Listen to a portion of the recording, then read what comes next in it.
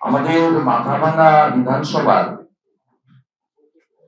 হাজরাহাট 1 গ্রাম পঞ্চায়েতে একটি মারাত্মক ঘটনা ঘটেছে। তাতে 2 জন মারা গেছেন। মাধব সরকার বয়স 38, যাদব সরকার বয়স 27। পুলিশ এই ঘটনার পর থেকেই পারিবারিক বিরোধ, গ্রাম্য বিরোধ ইত্যাদি গল্প বলার বা বলানোর চেষ্টা করলেও বাস্তবত এই দুটি যে মারা গেছেন 2 জন ভারতীয় জনতা পার্টির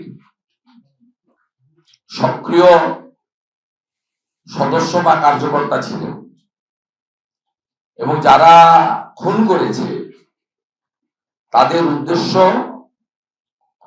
বা বিষয় যাই থাকুক না কেন সেটা তদন্ত সাপেক্ষ। তারা প্রত্যেকেই তৃণমূল কংগ্রেসের পরিচিত মুখ এবং গুন্ডা। তাদের নাম হলো জাভেদ আলী, মেজবাউল হক, মকসুদুল মিয়া, আয়ুব আলী মিয়া, ফলন সরকার, যিনি তৃণমূলের ওই এলাকার সদ্য প্রাক্তন বুথ প্রেসিডেন্ট এবং নেতৃত্ব গ্রাম স্তরে।